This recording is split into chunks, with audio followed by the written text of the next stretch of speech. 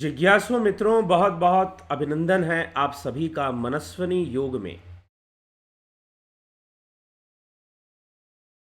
आज का जो हमारा विषय है, चर्चा का विषय, मकर संक्रांति को बना दिया गया क्रिसमस। जी हाँ, आज हम इसी रहस्य पे चर्चा करेंगे कि मकर संक्रांति और क्रिसमस के बीच में क्या संबंध है। क्रिसमस ईसाई रिलीजन का एक पर्व है, एक फेस्टिवल है, और मकर संक्रांति वैदिक दर्शन में, वैदिक धर्म का, सनातन धर्म का एक पर्व है जो कि ज्योतिष आधारित है, ज्योतिष गणना पर निर्भर है। तो अब हमें यह समझना है कि हम किस तरह से, क्या संबंध है मकर संक्रांति और क्रिसमस का। तो सबसे पहले मकर संक्रांति के बारे में हम समझते हैं कि मकर संक्रांति कब मनाई जाती है। मकर संक्रांति तब मनाई जाती है जब सूर्य देव का प्रवेश मकर राशि में होता है। ज्योतिष गणना के अनुसार सूर्य देव का प्रवेश जब मकर राशि में होता है तो मकर संक्रांति का पर्व मनाया जाता है। तो मकर संक्रांति का यह जो पर्व है, जो कि मकर राशि में सूर्य देव का प्रवेश करने से होता है, इसमें अब मकर जो राशि है उसके जो देवता है वो शनि देव हैं, और शनि देव की पूजा और शनि देव की शांति का उपाय मकर संक्रांति में किया जाता है। जब सूर्य, क्योंकि सूर्य शनि के पिता हैं और शनि सूर्य के पुत्र हैं, लेकिन दोनों ही शत्रु हैं, शत्रु स्वभाव रखते हैं एक दूसरे के प्रति, शत्रु भाव रखते हैं एक दूसरे के प्रति। दोनों के गुणों में, तत्वों में बहुत ही विरोधाभास है।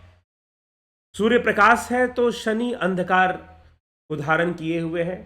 सूर्य में तीव्रता है तो शनि बहुत ही धीमी गति से चलने वाले ग्रह है, और बहुत ही किसी को जीवन में रुकावट पैदा करते हैं, गति को अवरुद्ध करते हैं, धीमी कर देते हैं। कोई आदमी अगर आगे बढ़ना चाहता है उसकी गति को अवरुद्ध कर देते हैं। तो शनि देव जो है उनका यह प्रकृति है और सूर्य का ऐसा है। तो सूर्य का प्रवेश शनि में होने से मकर संक्रांति होती है। मकर राशि शनिदेव की राशि है और उसमें प्रवेश होने से मकर संक्रांति होती है। तो अब मकर संक्रांति जो है, यह, इसका संबंध क्रिसमस से कैसे है। तो वास्तव में मकर संक्रांति शनि देव का पर्व है। इसमें शनि देव की पूजा होती है और शनि देव की शांति की जाती है। कई प्रकार के दान किए जाते हैं जिससे कि शनि देव की शांति हो सके। कई प्रकार के उपाय किए जाते हैं। भोजन में बहुत परिवर्तन लाया जाता है। लोग तेल मसाला कम खाते हैं।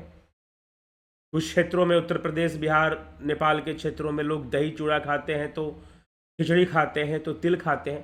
तो चलिए, जनवरी के 15 जनवरी को, ज़्यादातर 14-15 जनवरी को हम मकर संक्रांति मनाते हैं लोग आजकल। लेकिन मकर संक्रांति का एक बहुत बड़ा रहस्य ये है कि 72 वर्षों में मकर संक्रांति जो है वो एक दिन बढ़ जाता है। 72 वर्षों में मकर संक्रांति क्या होता है, एक दिन बढ़ जाता है। ठीक है, तो एक दिन बढ़ जाता है। तो अगर हम जाएंगे आज से, लगभग हम अगर आज से 1000 साल पहले चले जाएं, तो मकर संक्रांति मनाई जाती थी 1 जनवरी को, 1 ऑफ द जनवरी। अगर हम उससे पहले चले जाएं, आज से 1400 साल पहले अगर हम चले जाएं, 1400 ईयर्स अगो, 1400 वर्ष पहले, तो मकर संक्रांति मनाई जाती थी। मतलब कि 1400 वर्ष का मतलब 600 एडी, 600 एडी। ध्यान से एक एक बात को सुनिएगा, तब जाकर पॉइंट्स क्लियर होंगे। तो मकर संक्रांति मनाई जाती थी 25 दिसंबर को, 25 दिसंबर, जिस दिन क्रिसमस मनाई जाती है। और 300 साल पहले और चले जाए, 300 साल पहले, 1400 और 300 साल जोड़ दे, 1700 साल पहले हम और चले जाएं, अर्थात 300 एडी, 300 ईस्वी में, ईसा के 300 बाद, 300 वर्ष बाद, 300 ईस्वी में मकर संक्रांति मनाई जाती थी 22-23 दिसंबर को। तो 72 वर्षों में यह जो है एक दिन बढ़ जाता है। क्यों बढ़ जाता है? मकर संक्रांति का एक दिन आगे चला जाता है according to Gregorian calendar. Gregorian calendar जिसको हम अंग्रेजी कैलेंडर कहते हैं, उसके अनुसार तो मकर संक्रांति जो है एक दिन बढ़ जाता है। एक दिन कैसे बढ़ता है मकर संक्रांति? हाउ? क्योंकि जो सूर्य है वो अपनी राशि में एक वर्ष बाद जब आता है तो 20 मिनट की देरी से आता है, 20 मिनट्स डिले करके आता है। ये एस्ट्रोनॉमी कहती है 20 मिनट की देरी से अपनी राशि में प्रवेश करता है सूर्य। तो ऐसे तो सूर्य की संक्रांति हर महीने होती है, लेकिन मकर संक्रांति विशेष है। मकर संक्रांति वास्तव में एक तरह से फादर्स डे है। पिता पुत्र के घर में गया, सूर्यदेव मकर राशि में प्रवेश कर जाते हैं शनि के घर में। लेकिन यहां पर दोनों का स्वभाव में बहुत अंतर होने के कारण शनिदेव की शांति की जाती है। इसलिए मकर संक्रांति में दान पुण्य किया जाता है, स्नान किया जाता है, गंगा स्नान करके लोग दान पुण्य करते हैं और बिना तेल का भोजन, तेल मसाले का भोजन करने की, खिचड़ी खा लिए, दही चूड़ा खा लिए, इस तरह से लोग करते हैं। और ये जो मकर संक्रांति है पूरे देश भर में मनाई जाती है। अलग अलग राज्यों में इसे अलग अलग नाम से भी जानते हैं। यहां तक कि अगर हम अपने देश को छोड़ दें तो कंबोडिया में मनाई जाती है मकर संक्रांति, थाईलैंड में, फिलीपींस, इंडोनेशिया में मकर संक्रांति का पर्व होता है, चाइना में, ताइवान और कई देशों में मकर संक्रांति का पर्व, उसका इतिहास है, बहुत बड़ा इतिहास है जिसमें कि इसका प्रमाण मिलता है और आज भी मनाए जाते हैं कई जगहों पर। भारत में तो हर जगह मनाया जाता है, लेकिन दूसरी जगह भी मनाया जाता है। तो मकर संक्रांति में शनि देव की पूजा होती है। तो अब अगर हम आज से 1400 साल पहले जाते हैं तो मकर संक्रांति 25 दिसंबर को मनाई जाती थी, और अगर आज से हम 300 वर्ष पहले जाते हैं तो मकर संक्रांति 23 दिसंबर को लगभग मनाई जाती थी, 23 दिसंबर को। अब यूरोप के अंदर आज से 1700 साल पहले, जी हां 1700 साल पहले, 1700 साल या फिर 1400 साल के बाद यह प्रथा वहां बदल गई पूरी तरह से। यूरोप के अंदर अगर हम रोम के इतिहास में जाएं, अगर हम रोम के इतिहास में जाएं तो ये देखिए इटली के अंदर ये खंडहर है। वास्तव में खंडहर किसका खंडहर है? ये टेम्पल ऑफ सैटर्न, इसे कहते हैं टेम्पल ऑफ सैटर्न, अर्थात शनि देव का मंदिर। इसको तोड़ा गया और उसी का खंडहर बचा हुआ है, जो कि वर्ल्ड हेरिटेज में इसको रखा गया है, यूनेस्को में उसको सुरक्षित रखा गया है। लोग यहां एज ए टूरिस्ट प्लेस घूमने जाते हैं, टेम्पल ऑफ सैटर्न। तो टेम्पल ऑफ सैटर्न यूरोप के अंदर रोम में एक पर्व मनाया जाता था, सैटर्नालिया। सैटर्नालिया मनाया जाता था, और वो कब मनाया जाता था? इसी टाइम पे मनाया जाता था जब क्रिसमस मनाया जाता था। जब क्रिसमस मनाया जाता था तो टोटल 7 डेज का फेस्टिवल होता था, 17 to 23 of December. 17 December to 23 of December जो है सैटर्नालिया का पर्व मनाया जाता था। और इस पर्व में क्या होता था? इस पर्व में क्या होता था? तो सैटर्नालिया is a Roman festival that celebrated the god Saturn, the god of agriculture and the harvest, and the promise of spring. It was a midwinter festival that took place over a week in December and was marked by a carnival-like atmosphere, gift giving, and the overturning of Roman social norms. तो यह जो ऐसे इसके बारे में कहा गया है, तो यह क्या होता था कि इस दिन जो है, ये 7 दिन जो था गिफ्ट गिविंग, गिफ्ट देना। लोग एक दूसरे को बहुत सारा गिफ्ट देते हैं। जैसे कि भारत में भी मकर संक्रांति में लोग गिफ्टिंग करते हैं, स्पेशली तिल के बने हुए लड्डू, तिल के बने हुए गज्जक, तिलकुट और बहुत सारे तिल का बना हुआ मिठाइयाँ लोग एक दूसरे को गिफ्ट करते हैं मकर संक्रांति में। और लोग जो है, जो मकर संक्रांति में लोग कंबल का दान करते हैं, ठंड का मौसम होता है तो रोड साइड जो लोग हैं,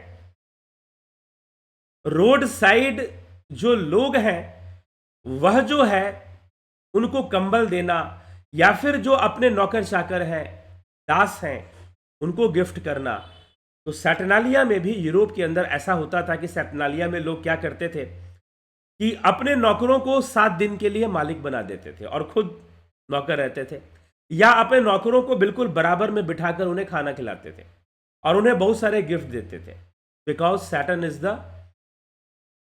planet of, Saturn is the god of, Saturn देवता है। इसका देवता है। उन सभी लोगों का जो सेवा कर्म करते हैं,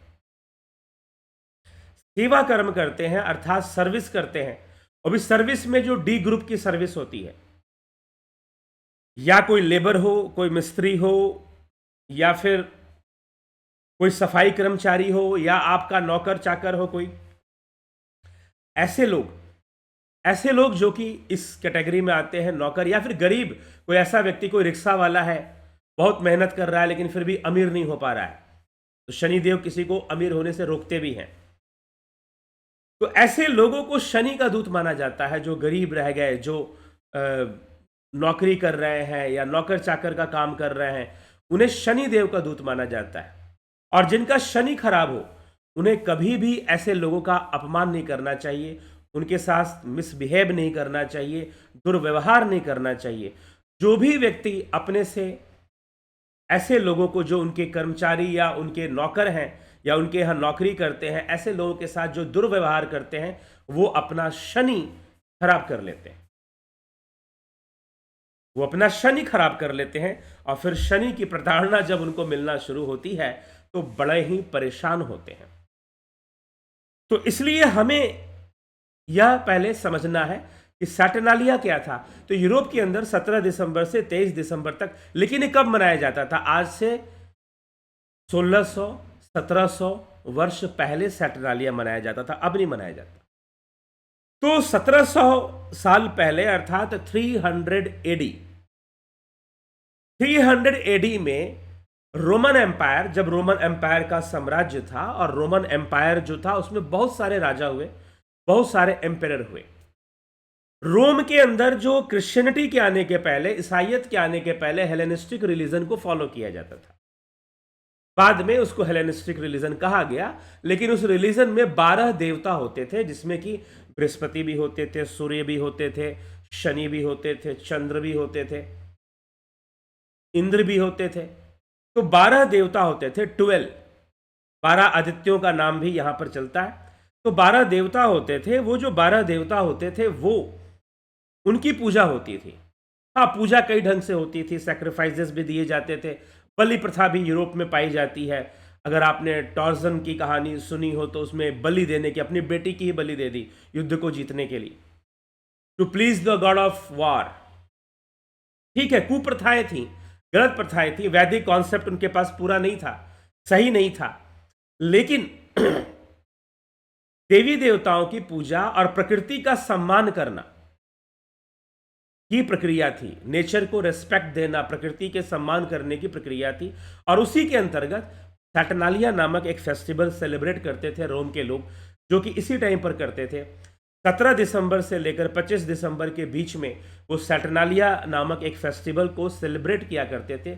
और उसमें होता क्या था? गिफ्टिंग होती थी, लोग नाचते गाते थे, सेलिब्रेशंस करते थे, म्यूजिक करते थे। और जो अमीर लोग थे, जो मालिक था, वो अपने नौकरों को गिफ्टिंग करता था। और 7 दिन के लिए कुछ तो उसको अपने मालिक ही बना दे, चलो 7 दिन के लिए सारा मालिकाना हक तुम्हारा, तुम चलाओ सब कुछ। ठीक है, तो इस प्रकार से उनको ये अपॉर्चुनिटी दी जाती थी, उनको सम्मान दिया जाता था, उनको गिफ्ट देना, उनको खाना पीना अच्छे से खिलाना, ये सारी चीजें देखी जाती थी। तो ये मकर संक्रांति में भी इस प्रकार की भावना रखी जाती है। तो सैटर्नालिया का जो पर्व था उसी टाइम पे मनाया जाता था, जिस टाइम पर उस समय, उन सालों में, आज से 1700 साल पहले, आज से 1600 साल पहले, 300 एडी में, 400 एडी में, तो वही 24 दिसंबर, 23 दिसंबर को ही मकर संक्रांति सेलिब्रेट होती थी। और उस समय वहां पर 300 एडी में एक राजा हुआ, एक एम्पेरर हुआ, रोमन एम्पेरर हुआ, जिसका नाम था कॉन्स्टेंटीन द ग्रेट भी उसको बोलते हैं। तो कॉन्स्टेंटीन वो पहला रोमन एम्पेरर था जो क्रिश्चियनिटी में कन्वर्ट हो गया। कॉन्स्टेंटीन, ये सारी हिस्ट्री अगर आप और अच्छे से जानना चाहते हैं तो हमारा एक कोर्स चलता है फिलॉसफी का, जिसमें कि सारे हिस्ट्री को, रोमन हिस्ट्री को, हेलेनिस्टिक रिलीजन के बारे में, उसके कौन कौन से देवता हैं, उसकी सारी जानकारी हमने दी है। तो विश्व दर्शन का एक कोर्स चलता है, आप इसको ज्वाइन कर कर उसकी पूरी स्टोरी भी जान सकते हैं। तो Constantine was the first Roman emperor who converted in Christianity. उसके पहले जीसस के क्रूसिफिकेशन के बाद, या जीसस हुआ भी था कि नहीं हुआ था, इसके लिए भी कई लोग डाउट करते हैं, लेकिन उसके बाद जो है खुद कई जो ग्रीस के लोग हैं और कई जो आपके यूरोप के लोग हैं, वो खुद ही विद्वान हैं, ऐसे हिस्टोरियंस हैं जो डाउट करते हैं इस पर कि कोई ऐसी पर्सनालिटी हुई थी कि नहीं हुई थी। इसलिए मैंने बोला आप मानते हैं तो आप मानिए, वो एक आपका अपना पर्सनल विषय हो सकता है। तो सैटर्नालिया नामक एक फेस्टिवल, जिसमें सैटर्न की पूजा होती थी, शनि देव की पूजा होती थी, और लोग जो है सेलिब्रेट करते थे, और लोग अपने नौकर चाकरों को सम्मान देते थे, उन्हें गिफ्टिंग देते थे, और उन्हें मालिक भी बना दिया करते थे 7 दिन के लिए। ऐसा प्रथा थी वहां पर सैटर्नालिया की। तो जब कॉन्स्टेंटाइन जब वो बनता है राजा और वो क्रिश्चियन में कन्वर्ट हो जाता है, तो उसको एक आइडिया मिल जाता है, वो क्रिश्चियनिटी को as a political tool use करना शुरू करता है।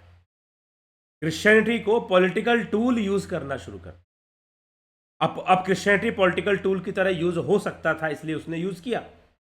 तो क्रिश्चियनिटी को पॉलिटिकल टूल की तरह इस्तेमाल करना,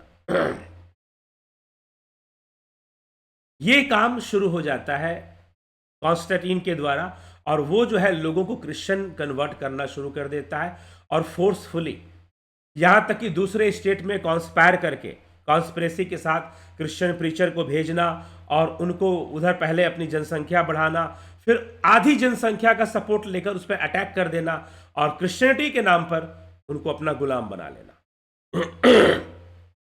इसलिए जिहाद का जो पहला कॉन्सेप्ट है कि रिलीजन के नाम पर वॉर करो, रिलीजन के नाम पर जो नहीं मानते उस वन गॉड को, और जो बाइबल को नहीं मानते हैं उनको मारो, यह जो स्टार्टिंग है जिहादिक जो मूवमेंट है, ये क्रिश्चियंस में ही सबसे पहले स्टार्ट होता है। और इसके ऊपर एक फिल्म भी बनी थी अगोरा, जिसमें सारी कहानी दिखाई गई है, क्रिश्चियन जिहाद के बारे में वहां पे बताया गया है, दिखाया गया है कि स्पेशली इजिप्ट के अंदर, मिस्र देश में, वहां पर कैसे क्रिश्चियन, वहां पर इस समय इजिप्ट एक इस्लामिक स्टेट है, लेकिन उससे पहले वो क्रिश्चियन स्टेट भी बना था। वो भी कैसे बना था, तो बहुत हत्याएं हुई थी, बहुत बड़ा युद्ध हुआ था, उसी के ऊपर किस तरह से हुआ था। वहां पर क्रिश्चियन प्रीचर जाते हैं, जीसस के नाम पे, बाइबल के नाम पे प्रचार करते हैं, धीरे धीरे शांति फैलाते हैं, शांति के नाम पर, पीस के नाम पर। आधी जनसंख्या जब उनकी हो जाती है, तो वो राजा को प्रेशर करते हैं कि तुम भी क्रिश्चियन बनो, तुम हमें जमीनें दो, तुम हमारे लिए चर्च बनाकर दो, बहुत प्रेशर डालते हैं। राजा नहीं मानता है, तो फिर क्या होता है, वो बगावत करते हैं, वो एक सिविल वॉर छेड़ देते हैं, और सिविल वॉर में पड़ोसी देश का राजा जो इंतजार कर रहा था, कॉन्स्टेंटीन, जिसका ये सारा षड्यंत्र था, वो उसमें घुस जाता है और वॉर शुरू हो जाता है। फाइनली वो राजा मानने के लिए तैयार हो जाता है, उसे राजगद्दी पे बैठना है ना, तो राजगद्दी पे वो बैठा रहे, इसलिए वो मानने के लिए तैयार हो जाता है कि हाँ मैं क्रिश्चियन बन जाऊंगा। तो इस तरह से वहां पर कहानी आती है अगोरा की, यू कैन वॉच। कई यूरोपियन कंट्रीज में इसको बैन किया गया था, इस फिल्म को, वो एक अलग बात है, लेकिन अगर अवेलेबल हो जाए तो आप जरूर उसे देखिए, आपको बहुत कुछ पता चलेगा क्रिश्चियन जिहाद के बारे में। तो फिर लोगों को मरवाना, डराना, धमकाना, कन्वर्ट करने का खेल शुरू हो गया, और रिलीजन को पॉलिटिकल टूल बनाकर यूज करना शुरू किया गया, और वहां से ये काम स्टार्ट हो जाता है। तो 300 एडी में कॉन्स्टेंटीन जो है एम्पायर बनता है रोम का। रोमन एम्पायर पहले से चल रहा था, पहले ग्रीस एम्पायर था, अलेक्जेंडर उस समय हुआ, तो अलेक्जेंडर मतलब सिकंदर उस समय हुआ। तो सिकंदर के बाद ग्रीस का फॉल होता है, यूनान का फॉल होता है, और उसके बाद रोम खड़ा हो जाता है। सारा कंट्रोल रोम के हाथ में, और रोमन एम्पायर बहुत बड़ा होता है, लेकिन बहुत स्टेबल नहीं होता है। जैसे कि हम अगर मौर्यन एम्पायर से कंपेयर करें, मौर्यन एम्पायर्स जितने भी थे वो बड़े ही स्टेबल थे, बहुत लंबे समय तक राजगद्दी पर टिकते थे। लेकिन रोमन हिस्ट्री को अगर आप पढ़ेंगे तो रोमन एम्पायर बहुत लंबे समय तक नहीं टिकते थे, 2 साल, 4 साल, 6 महीना, कई राजा तो 6-6 महीने में ही खत्म हो गए। राजा ज़्यादा देर तक राजा नहीं बन पाए, कोई उनको मार देता था, उनका मंत्री मार दिया, सेनापति मार दिया, किसी को उसकी रानी नहीं मार दिया, किसी राजा को उसकी रानी ने मार दिया और खुद जाके गद्दी पे बैठ गई। किसी ने कभी मंत्री ने मार दिया, कभी सेनापति ने मार दिया, कभी कोई षड्यंत्र हो गया। तो मतलब कि किलिंग्स बहुत ज़्यादा होती थी। रोमन एम्पायर्स की अगर आप हिस्ट्री पढ़ेंगे रोमन एम्पायर की, बहुत किलिंग्स होती थी, बहुत पीसलेस जो है वो एम्पायर रहा है रोमन एम्पायर। हाँ, लंबे टाइम तक मेंटेन किया गया, लेकिन उनका एक भी एम्पायर बहुत स्टेबल नहीं था। जैसे कि अगर हम मौर्यन में जाते हैं तो चंद्रगुप्त मौर्य, सम्राट अशोक, बिंदुसार और उसके बाद बृहद्रथ तक जो है लगभग 10 पीढ़ी, 10 जनरेशन, 10 पीढ़ियां चलती हैं। और जो है रोमन मौर्य साम्राज्य में, मौर्य डायनेस्टी में, और वो लंबे लंबे टाइम तक राज करते हैं, 50-50 वर्षों तक राजगद्दी पर बैठते हैं। ठीक है, जब तक वो संन्यास नहीं ले लेते हैं तब तक वो राजगद्दी पे बैठे रहते हैं। तो इस प्रकार से बहुत ही ऐसा राज्य और ऐसा अखंड भारत का निर्माण उस समय हुआ था। तो चलिए वो एक अलग बात है, मैं बस कंपेयर के दृष्टि से बता रहा हूँ। तो रोमन एम्पायर्स में बहुत कॉम्पिटिशन्स होते थे और किलिंग्स बहुत जल्दी होती थी, बहुत जल्दी राजा बदलते थे। तो कॉन्स्टेंटीन जब राजा बनता है तो वह जो है क्रिश्चियन में कन्वर्ट होता है और सबको कन्वर्ट करना शुरू कर देता है। जो प्रेम से होते हैं उनको प्रेम से, नहीं तो तलवार के दम पर भी लोगों को कन्वर्जन शुरू कर देता है। और सैटर्नालिया जो फेस्टिवल था उसको धीरे धीरे उसको बंद करवाया जाता है, फोर्सफुली तलवार के दम पे बंद करवाया जाता है। और इटली के अंदर रोम में जो शनिदेव का मंदिर था उसे तोड़ दिया जाता है, उसे खंडित कर दिया जाता है। तो अगर हम आज से जब जब वो हुआ था, कॉन्स्टेंटीन हुआ था, उस समय मकर संक्रांति 23 दिसंबर को होती थी। और जब उसके लगभग 300 साल बाद, 300 साल बाद जो है, लगभग आज से 1400 साल पहले, 1500 साल पहले मकर संक्रांति 25 दिसंबर को मनाई जाती थी। और सैटर्नालिया नामक जो फेस्टिवल है रोम के अंदर, यूरोप के अंदर, पूरे यूरोप में सेलिब्रेट किया जाता था सैटर्नालिया, वो 25 दिसंबर को किया जाता था। 17 से 25 दिसंबर तक ये पूरा फेस्टिवल चलता था, लंबा चलता था। आज भी जो यूरोपियन कंट्री है वहाँ क्रिसमस 10 डेज के लिए मनाया जाता है, 25 टू 6 जनवरी तक, 25 दिसंबर टू 6 जनवरी ऐसे मनाया जाता है। 10-11 डेज की छुट्टियां होती हैं क्रिसमस के नाम पर, यूरोप में, हमारे देश में नहीं, भारत में नहीं, लेकिन यूरोप में होती हैं। तो ये चीज है। तो सैटर्नालिया जो पर्व था वास्तव में मकर संक्रांति का ही एक यूरोपियन वर्जन था। जैसे कि भारत में हम देखें मकर संक्रांति को कई नाम से लोग जानते हैं, खिचड़ी भी कहते हैं, सकरात भी कहते हैं, सक्रांति भी कहते हैं, संक्रांति भी कहते हैं, पोंगल भी कहते हैं।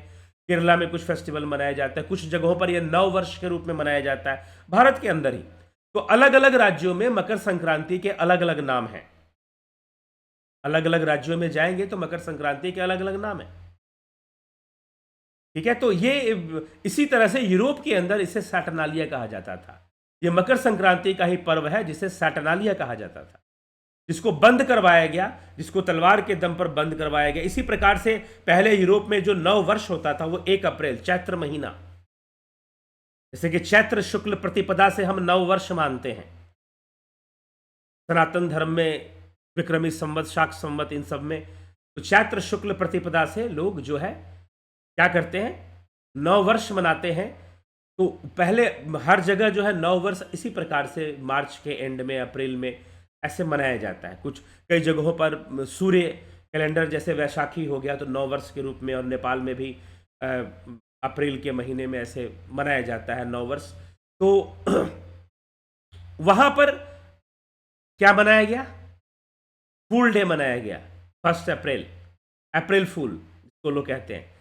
तो लोगों को इस प्रकार से डिमोरलाइज कर कर, उनको नीचा दिखाकर, क्रिश्चियनिटी को सुपीरियर बताना कि क्रिश्चियनिटी जो है वो सुपीरियर रिलीजन है और सबसे बेहतरीन है, ऐसा कहकर सैटर्नालिया को सेलिब्रेट करना बंद कर दिया गया और लोगों की हत्याएं कर दी गई। जो सैटर्नालिया मनाते थे, जो हेलेनिस्टिक रिलीजन में बिलीव करते थे या जो देवताओं को मानते थे, उनको मारा गया और एक इमेजिनरी ऊपर वाला कोई मान लिया गया, जिसका कोई प्रकृति, जो पहले जो देवताओं का कॉन्सेप्ट था वो प्रकृति की शक्तियों पर आधारित था।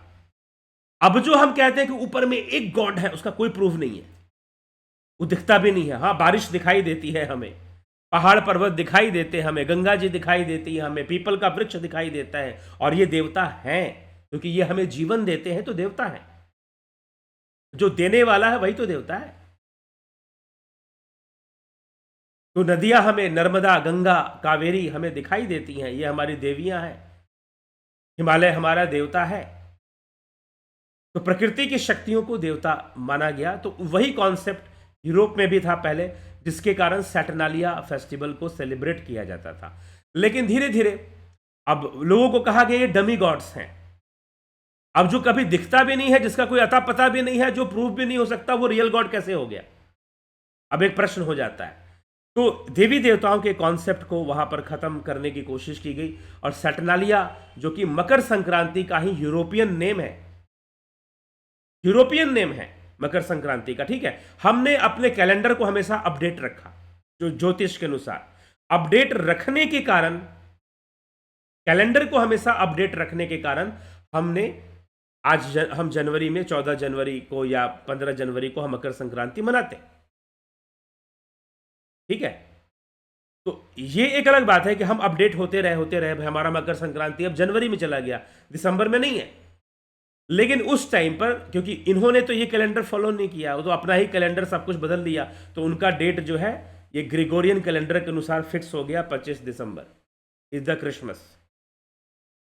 लेकिन क्रिसमस नामक कोई, क्योंकि Christmas is not the birthday of Jesus Christ, Christmas is not the birthday of Jesus Christ, Christmas कोई जीसस क्राइस्ट का बर्थडे नहीं है।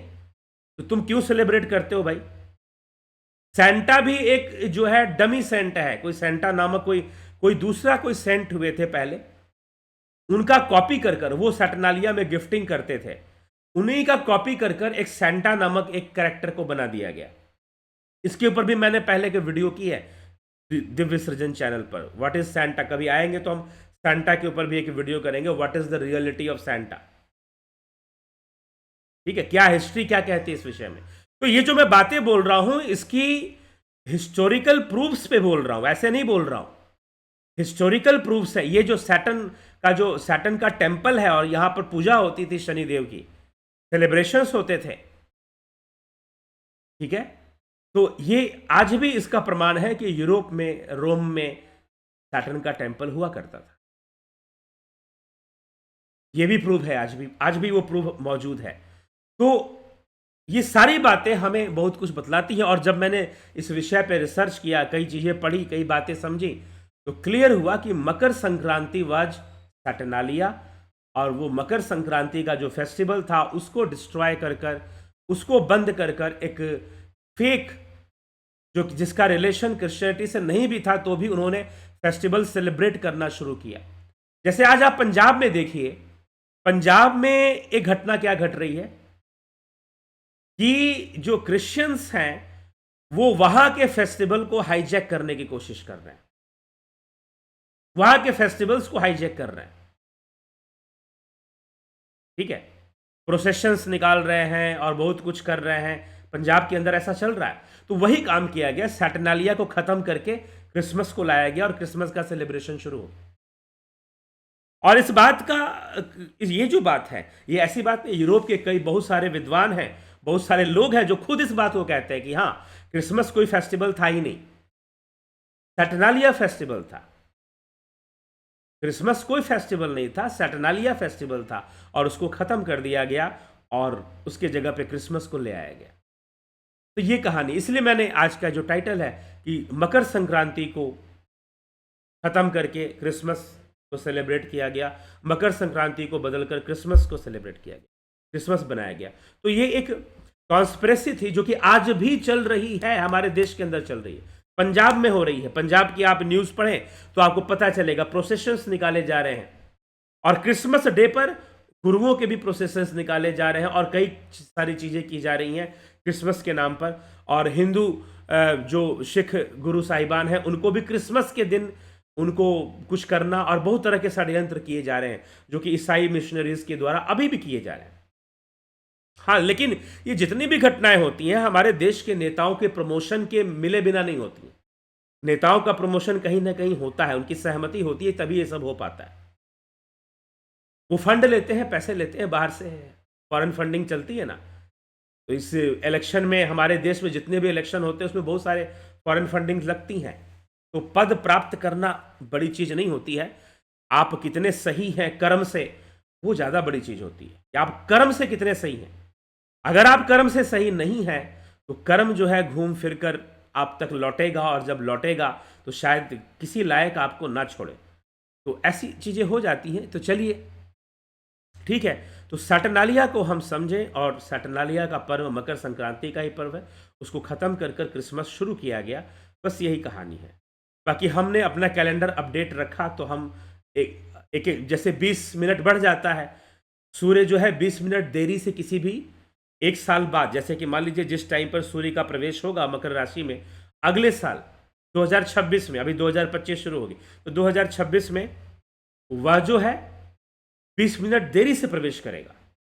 तो 20 मिनट्स को आप 72 ईयर्स 72 साल बाद को अगर आप मल्टीप्लाई कर देंगे तो एक दिन के बराबर हो जाएगा। एक दिन के बराबर मतलब कितना हो जाएगा, तो एक दिन में मतलब 24 आवर्स में कितने मिनट्स होते हैं, 24 आवर्स में कितने मिनट्स होते हैं, तो 1440 के लगभग मिनट्स हो जाएंगे। तो मल्टीप्लाई 72 इन 20 तो उतना ही हो जाएगा 1440 मिनट्स, तो पूरा एक दिन बन जाता है। तो एक दिन 72 साल में पूरा का पूरा मकर संक्रांति एक दिन शिफ्ट हो जाता है। अचानक से नहीं होगा, ये प्रोसेस 72 साल में कंप्लीट होती है। तो ये 72 ईयर्स में होती है। तो इसी तरह से यह कैलकुलेशन किया गया और ये बात सामने आई कि सैटर्नालिया वाज ए मकर संक्रांति, और उसको बंद करके यूरोप में क्रिसमस शुरू किया गया। तो सावधान हो जाइए, कहीं आपके गांव शहर में आसपास ध्यान रखिए, कहीं आपके यहाँ तो ऐसा कुछ नहीं हो रहा। ठीक है, चलिए तो इसी के साथ विराम देंगे। और ध्यान योग का कार्यक्रम, सनातन धर्म से जुड़िए, चैनल के माध्यम से ध्यान योग का कार्यक्रम होता है, आप ज्वाइन कीजिए। ध्यान योग सीखना है आपको, बहुत ही जरूरी है आज के समय में हर मनुष्य के लिए कि वो प्रतिदिन ध्यान योग का नियमित अभ्यास करे। तो ध्यान योग का कार्यक्रम 29 दिसंबर 2024 से शुरू हो रहा है, आप सभी इसे ज्वाइन कर सकते हैं। प्राकृतिक चिकित्सा का भी कोर्स चलेगा, इसे भी आप ज्वाइन कर सकते हैं। विश्व दर्शन का कोर्स चलेगा, इसे भी आप ज्वाइन कर सकते हैं। इसमें इस विश्व दर्शन के कोर्स में हेलेनिस्टिक रिलीजन और रोमन एम्पायर के बारे में कई चीज़ें बताई गई। क्रिश्चियनिटी का डेवलपमेंट कैसे होता है कॉन्स्टेंटाइन के एम्पायर बनने के बाद तलवार के दम पर, और किस तरह से षड्यंत्र कर कर इसको फैलाया जाता है। तो ये सारी चीज़ें जानकारी आपको मिलेंगी। स्वर योग का कोर्स होता है, तो वह 2 जनवरी 2025 से शुरू होगा स्वर योग का कोर्स। आप इसको ज्वाइन कर सकते हैं, अभी भी इसको ज्वाइन कर सकते हैं। चलिए इसी के साथ हम विराम देंगे, और आप चैनल को सब्सक्राइब कर दीजिए, नोटिफिकेशन बेल जरूर दबा दीजिए, और जो है चैनल को सब्सक्राइब कर नोटिफिकेशन बेल दबा देंगे तो आपको जब भी इस पे वीडियो अपलोड होगा इस चैनल पर आपको नोटिफिकेशन मिलेगा। तो बहुत बहुत आभार आप सभी का। ओम तत्सत।